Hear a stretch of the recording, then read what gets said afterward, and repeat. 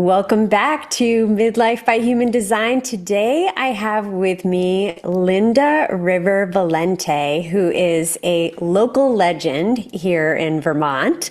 Linda has spent 30 years living the intelligences of astrology, tarot, menstrual cycle education, herbal folkways, ritual, ceremony, and dance. She truly is an amazing human, and I am so excited to have her today. She is also a holistic sexuality educator, a pleasure activist, a burlesque performer, producer, and teacher living in Montpelier. So thank you so much for being here today, Linda. And can you tell us a little bit about yourself and the work that you do? Yeah, I know that what we're here to talk about today is probably largely the part of my work that has to do with erotic liberation, Mm, sensuality, hmm. embodiment, which is a lot more than just a fucking search term to throw into something, right? Mm. I work in particular with individuals, couples, and more than couples on sensuality and sexuality topics.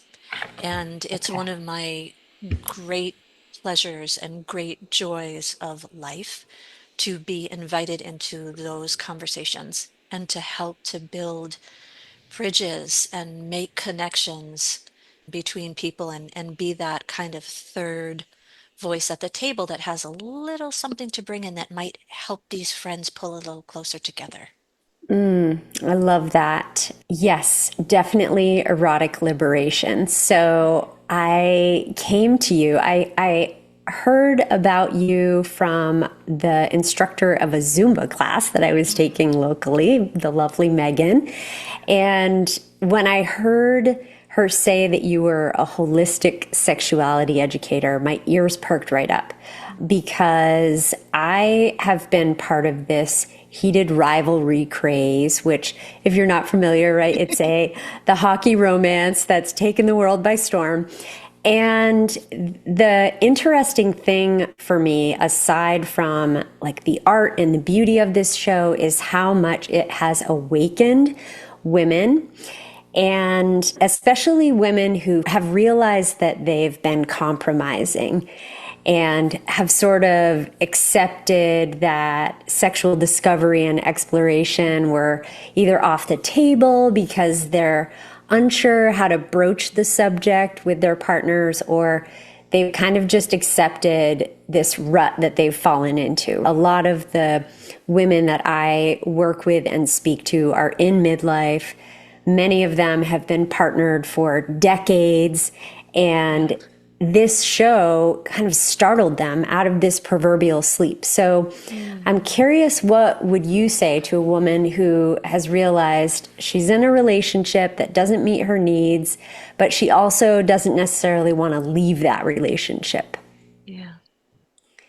Yeah, and that's certainly that woman has sat with me at a table plenty of Mm. times, right? So Yeah. so I can kind of dig in the vaults and also um think about these moments. So when someone is in a moment of recognition and acknowledgement for them that, as you say, maybe they are not really met or they're not feeling fulfilled, or they know that there's a way of relating to sex and sensuality that so far hasn't been on the table in that relationship.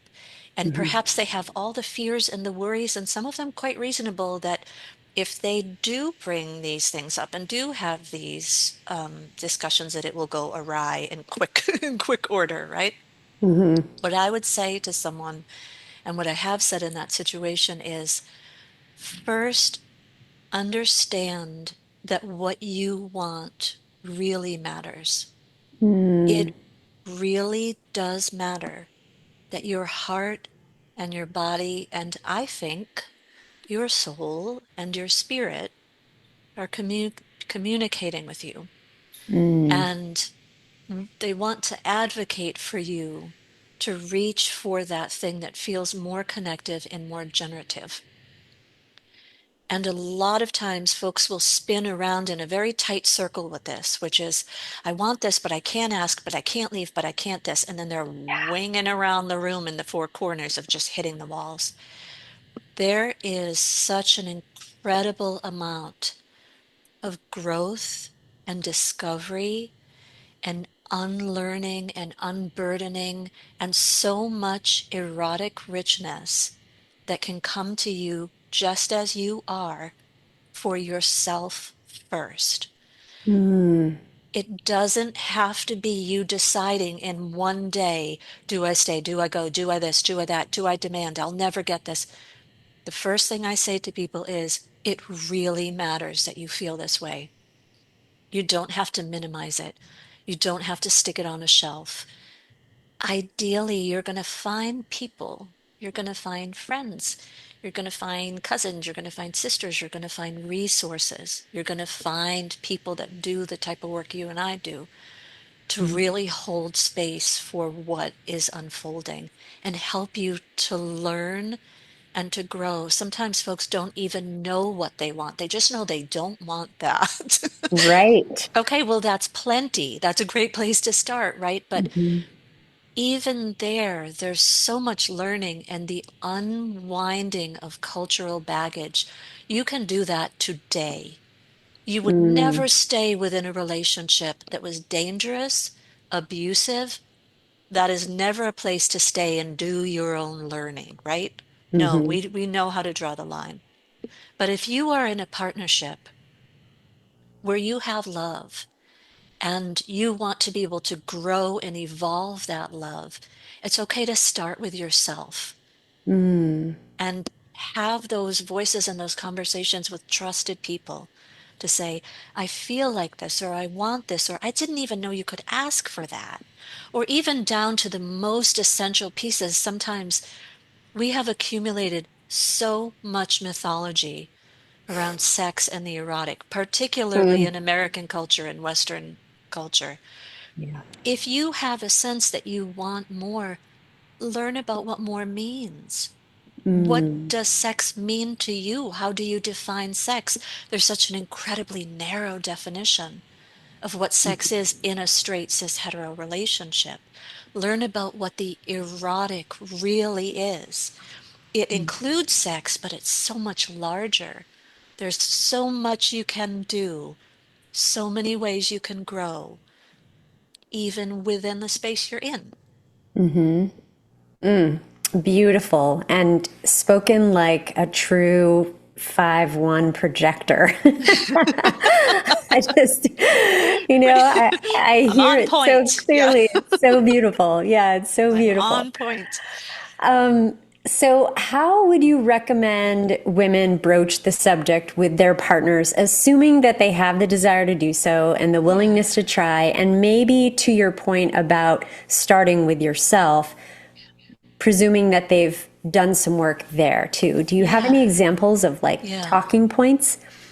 I do. And the first thing that I would think about is remember that in a relationship, sex is not this kind of random pinnacle unrelated to all other parts of your relationship, right? Mm, Sex is this living, breathing entity inside a living, breathing relationship. So if you have kind of tricky communication on the average day and you're talking about tuna melts and bills, right? Like, understand that and acknowledge that. Don't let it stop you. Don't let it generate fear, but just think to yourself, I know some of the things that we can tumble up against, or I know some of the things I tumble up against when I start trying to speak, or maybe I feel like I have to explain myself to him or convince him of a thing if it's a woman partnered with a man.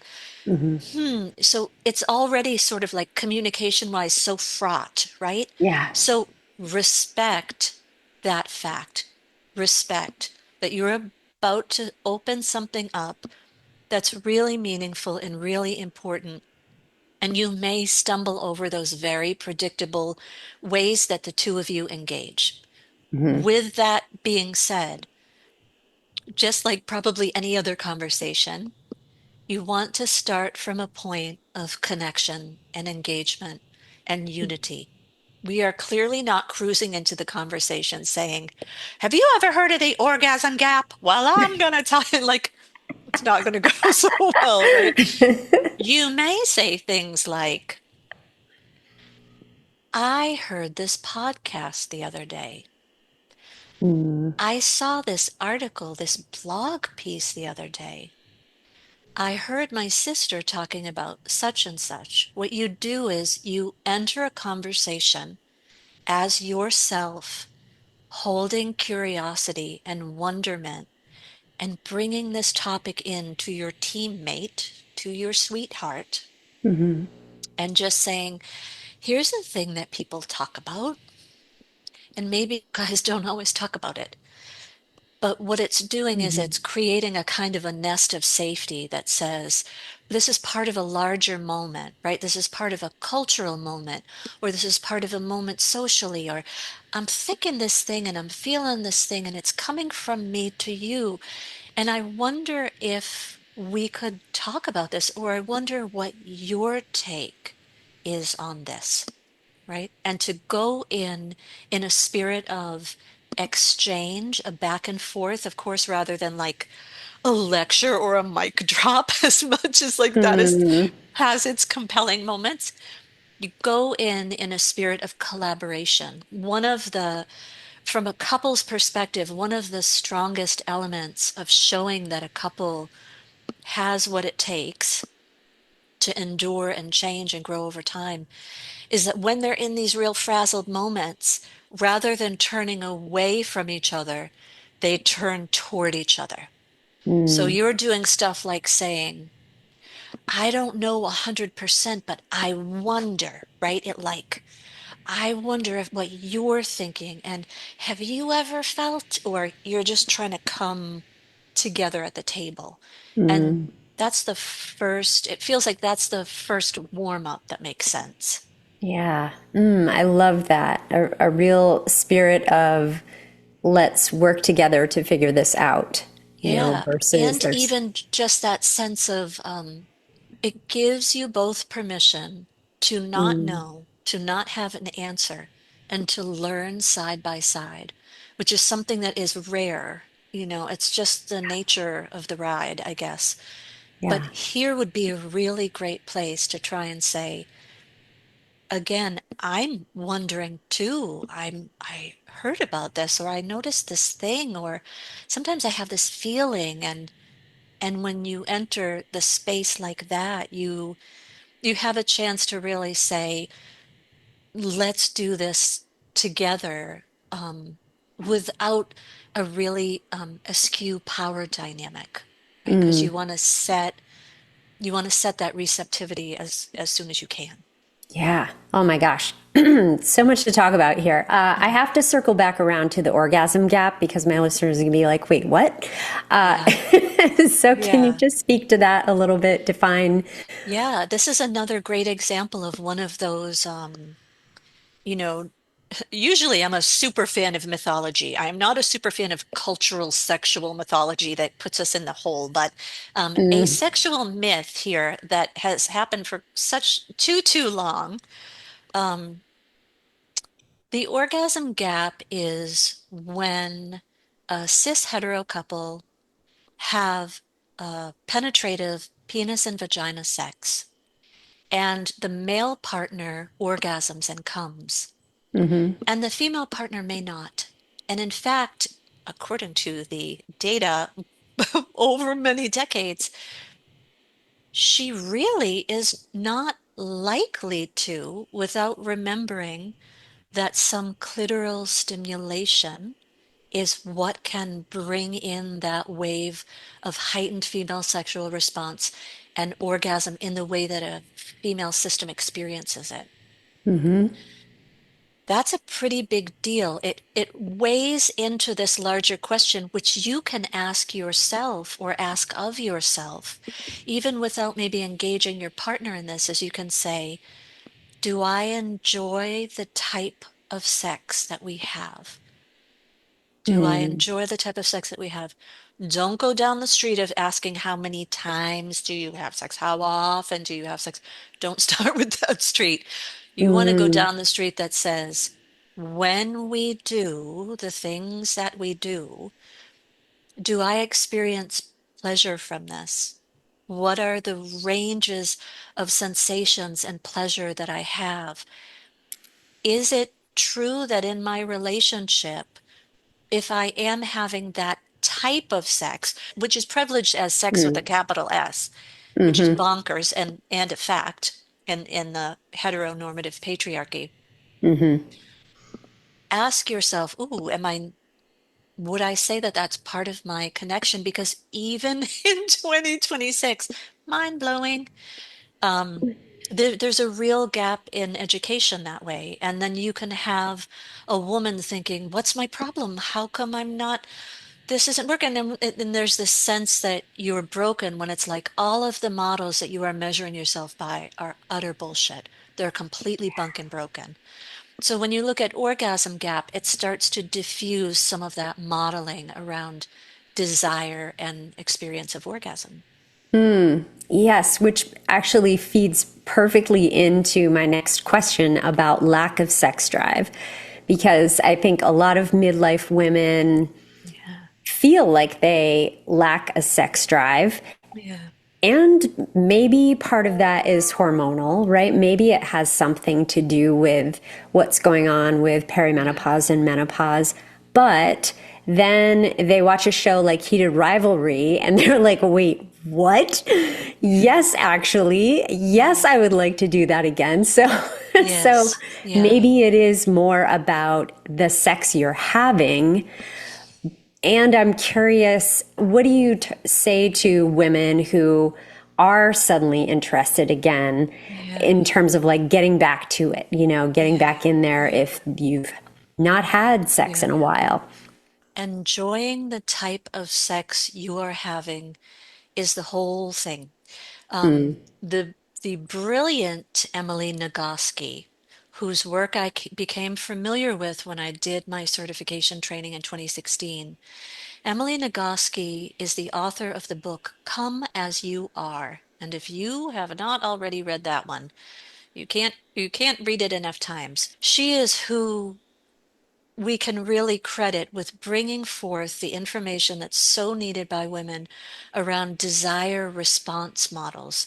She's the one that brought into the public understanding the dual control model of desire, which is to say, and this connects to the idea of low libido, right? mm, We have some kind of expectation, heavy duty cultural expectation that we will experience what is called within the field of sexology spontaneous desire.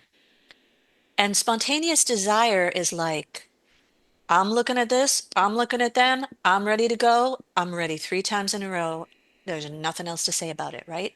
mm, Those times are fucking fantastic. They exist, they're fabulous. And in fact, for some people, they happen more often than not. But mhm, for the majority of women in particular, what's happening is a dual control response, which is to say that there is a yes pedal and there is a no pedal. The mm, yes pedal is the accelerator, the no pedal is the brake. Sometimes it isn't about trying to flood the yes pedal till you get what you want. Sometimes it's lifting off the no pedal. And this mm, is as literal as you're in a house, you have 5 kids and 2 dogs and too many gerbils, and all this crazy shit's going down. And you're supposed to disappear into the bathroom for 20 minutes, make it happen, get out, like, right? So you're supposed to go 0 to mm. 60. Yeah. It doesn't matter that literally, like, the fire alarm's going off, one child just like fractured a bone, whatever's happening, right? Oh no, you're supposed to have spontaneous desire. Get on it, right? Hmm. But your no pedal is pretty convincing. Your no Right. pedal is on for a lot of fucking good reasons. And so it's really hard to tap the gas when you're like, look at the no pedal, right? So Yeah. some of what Emily Nagoski works with is how do we better understand our yeses and our nos? Mm, Are there no's that are context related, in fact, desire, rather than being only spontaneous, is also emergent. It is context based. It mm, involves a whole lot of things and it can grow and bloom. It's like you don't have to go pick it full off the vine. You can let mm, it take its damn time. I think that in my experience in caring for women during the midlife era, there's all kinds of definitions for low libido, right? Um, First of all, there is no low libido, high libido. There is no one fixed version of sex drive. There is mm, this amalgamation of shit that we've hatched and come up with over time, and we live within these systems and we make them normative. And mm-hmm. then, as Western women are wont to do, we're made to feel like if we're not in the wellness industrial complex, becoming the perfect whoever, that we have failed, right? Mm, Do you mm-hmm. have low libido, Mm-hmm. because you're fucking exhausted? You're Right. literally absolutely exhausted. Do you have low libido because you actually care for your parents and your children at the same time? Hello, Gen X women who are doing this kind of stuff, right? Mm-hmm. Do you have low libido because you don't entirely enjoy the type of sex that you're having with your partner, or you don't entirely enjoy your partner? Mm, And if mm-hmm. you're really not feeling that, how, pray tell, are you going to bridge into this other place? So we want to really be able to sit with this idea, this mythos around low libido, while still 100% in our heart being able to say to anyone who sits with us, who says to us, I just don't want to, but I want to want to. It's like you Mm, have to go to that tenderness with that person. You have to understand and hold and care for that while not having them feel broken, right? yeah. Lo and behold, maybe they see a film or go to a live show and see this musician, or Mm-hmm. they come to a burlesque class and they realize I can do that on a chair, right? Whoa, okay, didn't know that. Didn't think that was in my repertoire. And there is an upwelling of erotic energy that they did not expect. Mm, yeah. First of all, you don't owe that energy to anybody else. You don't have to show or prove that you have that energy by exchanging it in relationship. But Mm-hmm. if you have enough and it is spilling over and you really are ready and you really are in the right spot, the thing that I would emphasize for women at midlife who are ready to kind of approach that space again is to focus on the idea of sensual intimacy rather than sexual intimacy, and then Mm, allow it to go where it goes.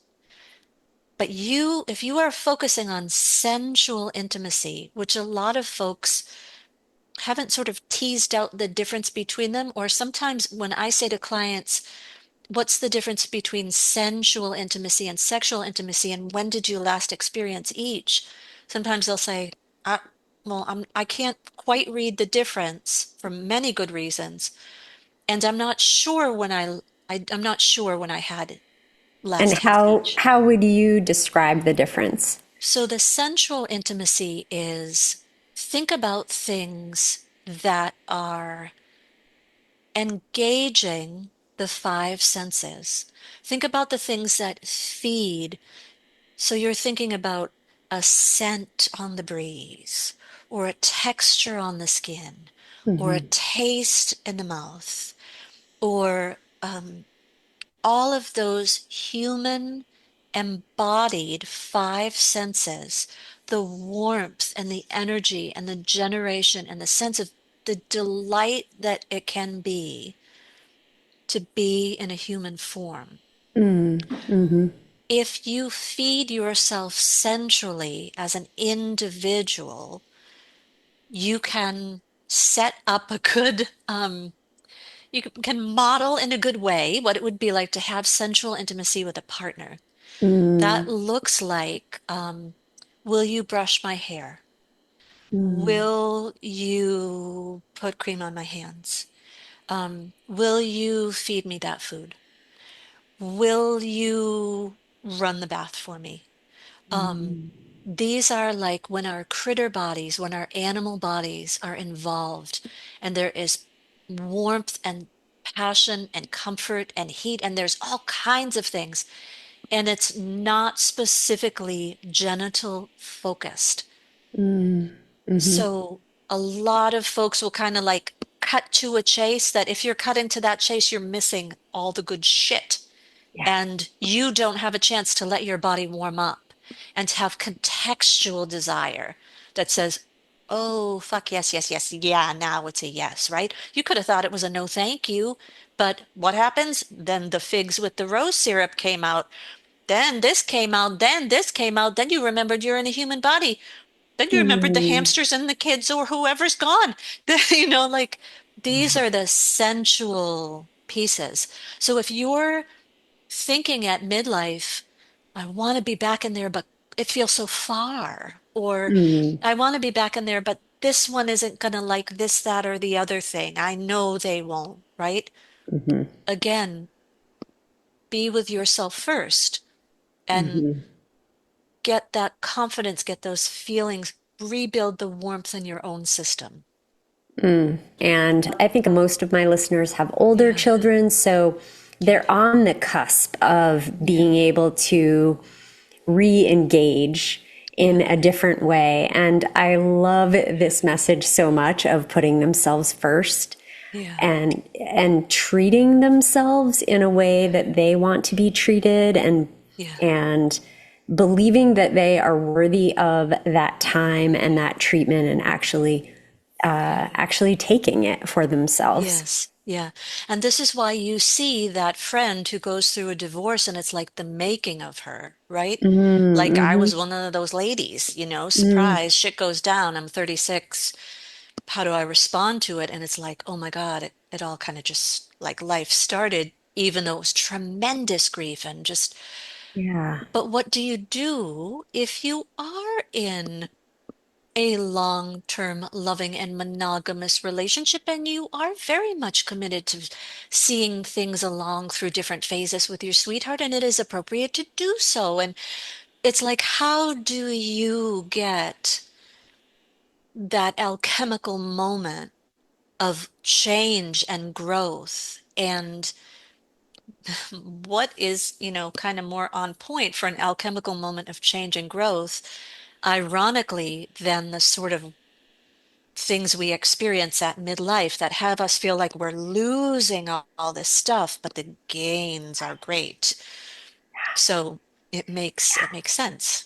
Yeah, absolutely. I've seen so many women talking about feeling like they've lost the opportunity, like it's passed them by, they're too old, they're Yeah, too whatever, fill in the yeah, blank. yeah, And already writing these stories for themselves, essentially that this is the end, and I'm like, no, oh my God, it's a no, this lot. Yeah, this it's a could lot. be the opportunity for a reawakening if you Yeah, are open to it, so yeah, Connor Story, who is one of the stars in Heated Rivalry, he joked on Saturday Night Live that heterosexual women are figuring out that their type is actually gay men. And I think it's funny because the underlying truth is that when you're attracted to men and you're watching two of them enjoying one another, of yeah, course, it's easy to get turned on. And then there are these other layers that I think Jacob Tierney, the director, does such a beautiful job of bringing to the forefront in terms of their vulnerability, breaking down that toxic masculinity, communication, consent, and what that looks like. And And even learning that your sex life can be more interesting than whatever rote pattern you have fallen into, which you spoke about Yeah. earlier. So I'm just Yeah. curious about your take on all of that. Yeah. Well, full disclosure is that while I have not seen Heated Rivalry, I Oh, have read many a cultural think piece on it, and I mm-hmm. do definitely have buddies who are right there. I guess the first thing I would say as a sex educator is to make sure to acknowledge that in every pairing, regardless of gender or orientation, there is serious potential for abuse and power dynamics gone awry, and toxic masculinity lives in the relationships of plenty of gay couples. And so we do not want to risk taking a lens from a straight woman's experience and applying that, look at these two, it's all fabulous, it's all consent, everything's feeling good. It's like, okay, maybe Great these point. two folks on the show, right? And that's what we're Mm-hmm. looking about. That's who we're talking about. Yeah.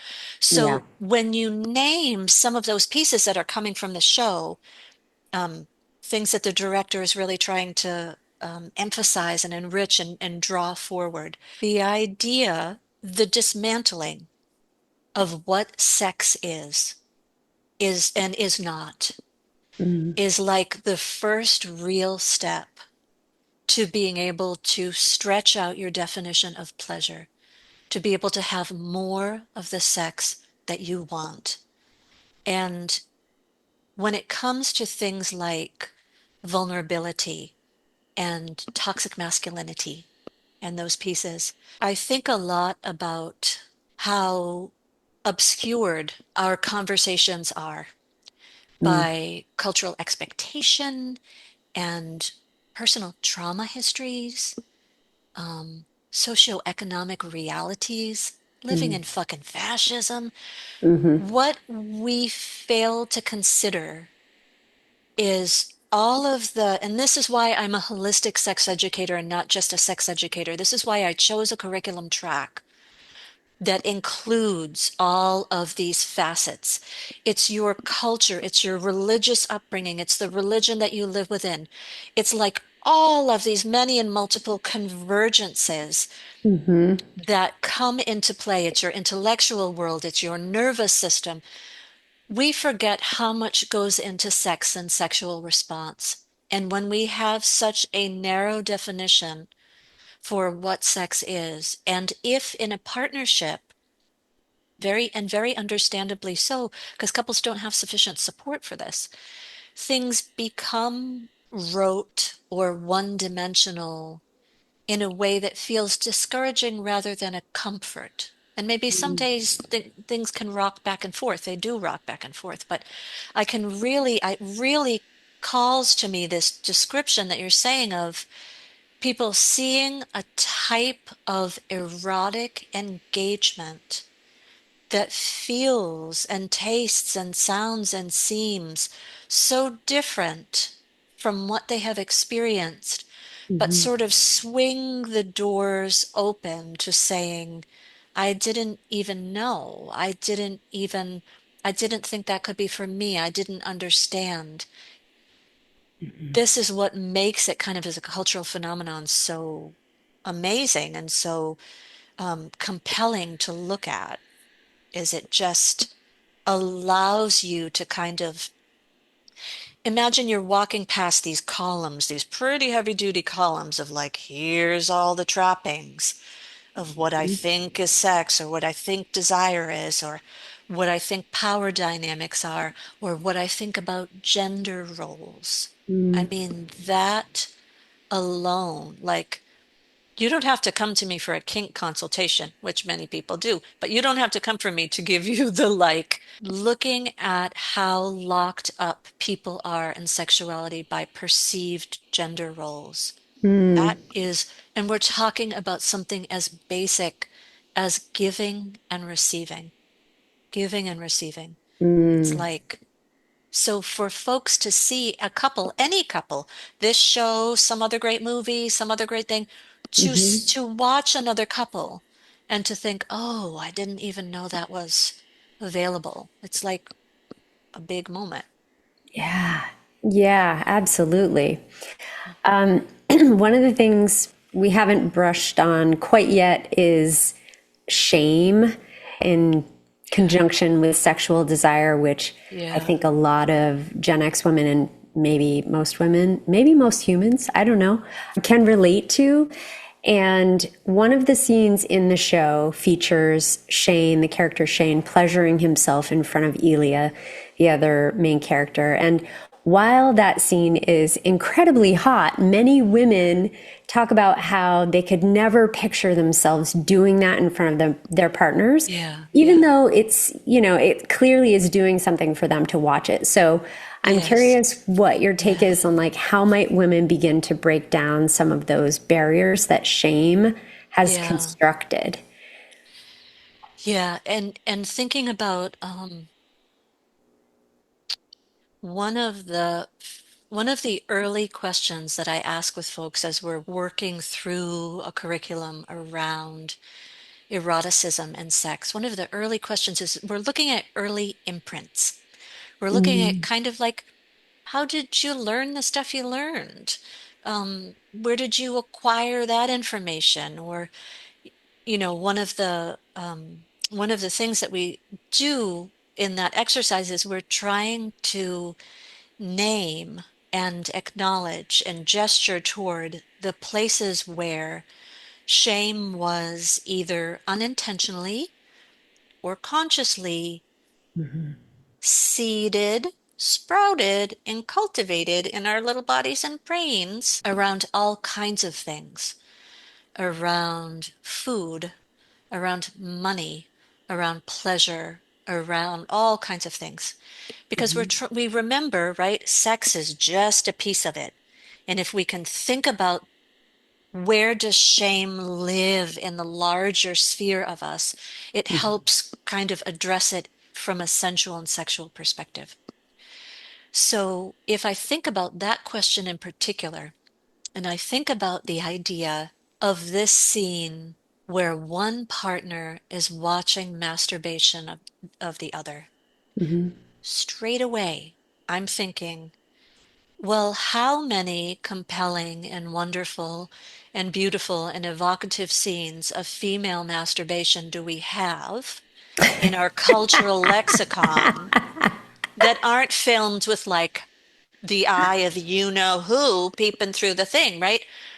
It's like how, in the yeah. most basic sense, like what examples or models or opportunities are there for women to have a sense of freedom when you know that this culture is built on seeing you a certain way?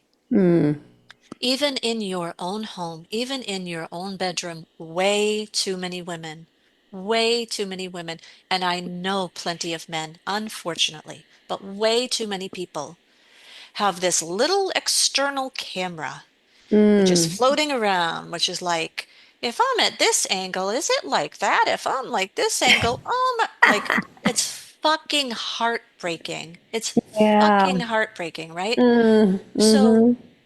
if it's hard enough for you to maybe like feel confident or whatever being seen in one way, like you're not going to race to the other side and be like, here's me having 3 orgasms in a row. So you Mm, can really feel the real understanding of someone who says, "Oh, that is amazing, and I just don't think I could," right? Like you can really see and understand that. And I think where to begin is to start to unwind the shame for yourself with yourself and mm, not have to focus on the performative aspect or the idea that you are being watched, even if it is being received with spectacular respect and pleasure from the character across the room, right? Still, ask yourself, how does this feel? Why would I want to do it? What does it feel like when I do it? Do mm, I, how does this feel? Do I want to use my hands? Do I want to use a toy?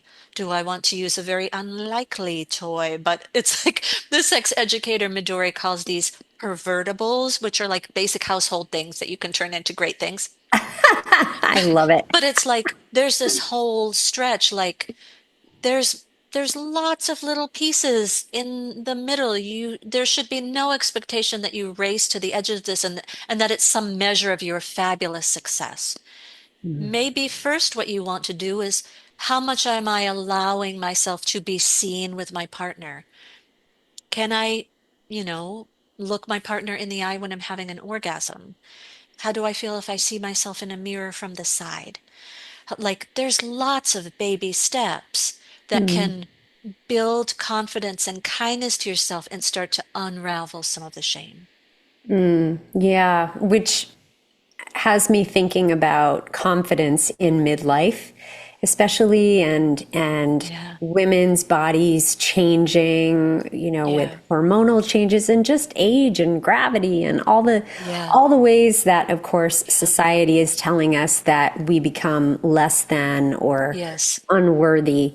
So how do you yeah, recommend women reconnect with their sacred yeah, sexuality as a path potentially yeah, back to like body positivity, or is it, yeah, yeah, chicken egg kind of thing? yeah. Not too long ago, I read a very gratifying article as a Gen X woman about how Gen X women are actually having the best sex of anybody right now, straight ones too, which is like you would really be shocked by that, right? Wow. The idea here is so Gen X is it starts in 65 and it goes through 79 or 80, right? For birth Hmm. times. It's after boomers and before millennials. Right. And think about, we have grown up in rape culture. Mm, We have grown up with yeah. untold ridiculous shit. Hmm. And we have a lot to say about it generally. And we have also done our learning and done our education. And in a lot of cases, built up the vocabulary or asked some of the hard questions about what it is that I like, what do I not like, really put it in. Midlife can be an incredibly sexually gratifying time because all of the bullshit that was in place before that used to matter is like nonsense. It really is nonsense. You know so much better. You can know so much better. So the idea of the changes that come with aging, the idea of the changes that we fear will come with aging, right? Thinking about living inside a culture that is so youth obsessed, that is so deeply misogynist at its core. There's something really, really good feeling about knowing that, like, the girls that are almost 50 or in their 50s are like, I have sex and I have fucking great sex. I prioritize great sex. Like, I make time for great sex because you have to make time. It literally has to be a protected element of relationship, right? So you have to give that its due. All the work of Emily Nagoski tells us time and time again, the couples that have that longevity, that go the distance in a monogamous straight partnership, they do it because they make time for sexual intimacy. Of course, everybody has a ton of shit to do. Of course, of course. It's the people that say, despite all of the madness, we have got to take this moment. I deserve this moment. You deserve this moment. We need this moment, right? It's a big deal. So that's the kind of midlife confidence that you can cultivate that says, my body has been through so many seasons and so many eras. I have gone through so many experiences. I may still be unwinding them for some time to come. But as the woman that I am now, I know that pleasure and joy and erotic embodiment are for everybody. They are for Mm, everybody. They are for everyone. And we can say that, and we can believe that for our friends or our mm, sister or the nice lady next door or whatever. And we can be like, yeah, she should, she deserve, and yeah. then lo and behold, right? It can be very easy to be like, holy shit, or oh Hmm. my God. I think one of the great advantages that is like a silver lining, if you have lived life with chronic disease and chronic pain, is that Mm, you have learned an incredible amount about the human body and its myriad mysteries along the way. And you have adjusted in your world to the fact that sometimes your body does not perform in the way you might expect it to. Or mm, like folks that go through chronic illness and chronic pain are better equipped to greet midlife because they've had these discussions with themselves before, which is sometimes too many times and sometimes from a very young age, mm, which is like, oh, fuck, how do I work around this one? Ooh, how do I work around this one? Right? mhm, That spirit of as who I am with what's at my disposal today and what I desire today, how can I get nourishment in as this exact person? And that mm, is not just, that's not just a matter of body positivity. It's a matter of like spirit positivity and mm, longevity and the animation of the human world, the real magic of the erotic, which is the animating force of the world. mm, You in midlife, hopefully, have kind of kicked and dispelled some of the shit before about this is what pleasure is or that's what it's supposed to be, and you're giving yourself greater permissions. mm. Permission. I love that you finished your sentence on that note, uh, because I feel like human design is one of those tools that we can Mm. use to give ourselves Yeah. permission. Same with astrology. It's like this black and white map that shows you literally this is why you've been feeling that way or Yeah. why you've been thinking that way. Yeah. And another thought I had while you were talking was the way that we measure ourselves and our desirability can change in midlife Oh, if yeah. if we allow it to, right? And what you were Yes. talking about in terms of all the lives that you've lived up Uh-huh. until now, hopefully with the estrogen shedding away, you give far fewer fucks. And so Yeah. you just show up being like, Yeah. yeah, maybe I had a C-section and I have a big old, scar Yeah. on my belly. That is life lived. And that is Yes. sexy, right? In and of Yes. itself. And It's, my yeah. ability to own it is sexy. Yes. So the confidence is a different kind of confidence than it Hmm. was when you were in your 20s, right? Yes. Yeah. It's not a confidence that, and this is, the tremendous lesson here at midlife, right? It's not this external engagement where we need Right. external authority and all this stuff we got to build, we got to build, we got to survive. We're doing this stuff from the outside, right? And therefore we need to have appeal or we need to have, it's just like there is an inner sovereignty that is there. It's hard to fucking get sexier than someone who can just sit in exactly the body that they have, in the Hmm. life that they lead, and just say, now what? Like, how are we playing? What are we playing now? Right. Like, I'm hungry and I'm ready to eat. What are we eating? Oh, give me chills. I love it. I love it. Okay, well, do you have anything else that you would like to add to the conversation or share that we haven't touched on yet? I guess there's a piece that having literacy in this area can help you when you're in the conversational mode with a partner and just understanding yourself better. But there are so many types of intimacy, just like there are so many types of pleasure. I want to have you think about these three different pools or three different wells. One is emotional intimacy, emotional intimacy. One is sensual intimacy, and one is sexual intimacy. Mm. And hopefully, we got all three pools bubbling around. We take a dunk between all of them. One pool feeds the other, feeds the other. The taps are turned on. Yeah.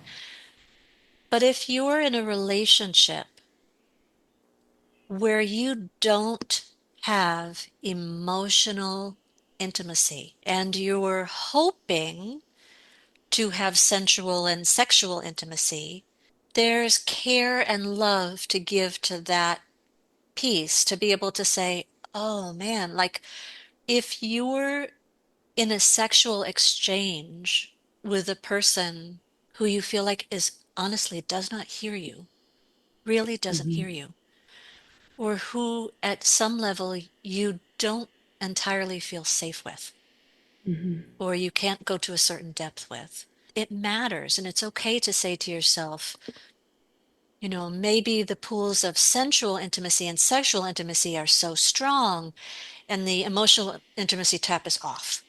Or, wow, maybe the emotional intimacy tap is on, and sometimes the sexual intimacy tap is on, but ooh, the sensual, like, let yourself know that there's a conversation between these pools and that it is ever changing. And that I think one of the most difficult things for people to sit with in couples work and in sexuality work is like things change, we grow and we shift, and we're Mm. meant to. Our Yeah. desires are meant to be ever changing and in a rich context. And we have to be just keep turning toward each other in good faith. And Mm. so sometimes talking about those three pools can turn things on in people's minds to help them communicate better. Love that. Oh, so good. Linda, where can people find you? Do you work online as well as, Yes, okay, yep, in person? yep, Yes. yep. I have clients all over the world through Zoom. But yes, I'm right here in Montpelier, Vermont, and I love to see folks in person for astrology, tarot, erotic liberation work, and more. If you do live in Vermont and you hear this in the month of April, know that every Saturday from 1 to 2, Middle Eastern dance at Blossom Wellness, so belly dance on Saturday. Um, and come and have fun in person. Burlesque will be on its way, burlesque series again. So when you Okay. visit my site, you can hop into the newsletter, and I usually send out updates once a month and let you know the events for the month and what's happening. Fantastic. And I would imagine that burlesque and belly dance are a great way to build Mm. confidence Yes, and to get into what you were talking about in terms of just taking care of yeah, yourself, right? And definitely. Yeah, that it's like sensuality. it feeds the nervous system. It gives Mm. you such a better sense of the nuances of the way your body feels comfortable moving. There's just so much there. Ooh, yeah. Yeah. Mm, love it. Okay. Well, I will drop the link to your Great. website in the show Yeah. notes, and I'll connect with you as well to get some of those articles that you mentioned, because Yeah. I think those would Yeah. be wonderful reads as well for the Yeah. audience. All Yeah. right. Thank you so much for your You're so time welcome. today. Thank you so much.